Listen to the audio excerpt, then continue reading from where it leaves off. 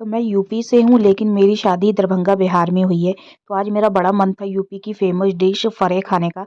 तो उसी के लिए मैंने यहाँ पे उड़द दाल और चने दाल को भिगो के रख दिया, ताकि आज इसका मैं फ़रा बना के खा सकूँ। साथ में अपने ससुराल वालों को भी मैं चेक करवाऊँ, क्योंकि मेरे ससुराल में ये डिश किसी ने नहीं खाई है। तो मैं आ गई थी, शाम हो गई थी, तो रात को मेरे किचन में लाइट की सुविधा नहीं है, इसीलिए प्रॉपर लाइट आपको दिख नहीं रही होगी। तो यहाँ पे मैं बारी-बारी से दोनों दाल को पीस ले रही हूँ, जिसमें उड़द दाल है और चना दाल है। और यहाँ पे मैंने देखिए सारी दाल को पीस के तैयार कर लिया है।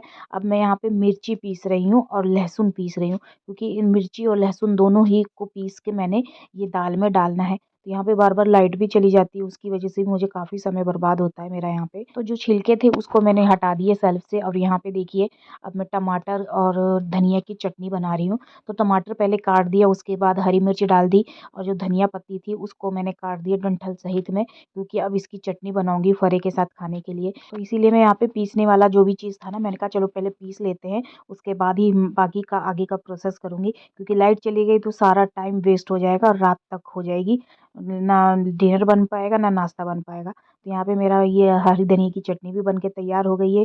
सब पीसने का काम ख़त्म हो गया। अब यहाँ पे देखिए सेल पे जो गंदगी थी उसको मैंने साफ़ किया, और यहाँ पे चावल के आटे को मैं छन्नी से छाल दे रही हूँ।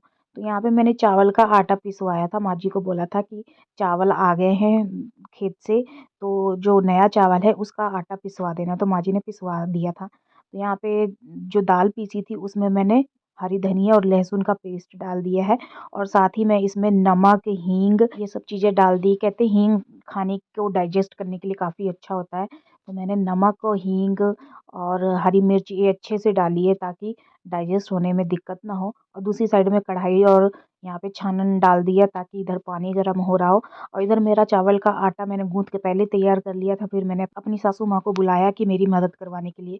तो वो टिक्की बना रहे थे, और साथ में ये मैं सारी दालें भर-भर के इसके अंदर रख रही थी।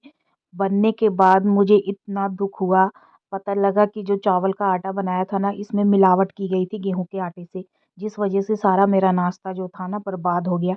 अच्छे से ना ये स्टीम हो पाया, तो मेरा मन इतना दुखी हुआ ना। तो फिर यहाँ से देखिए जो बन के तैयार हुआ है, ये खाने में इतना अटपटा लग रहा था, तो फिर मैंने दिमाग लगाया, फिर मैंने इसको फ्राई कर दिया।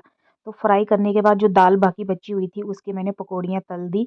तो यहाँ पे बड़ी बन गई। तो इस तरह से सारा आइटम हमने इस तरह से फ्राई करके खाया। जो फ्राई हो गया था ना ये दोनों चीज़, तो काफ़ी अच्छा लग रहा था ये भी खाने में चटनी के साथ।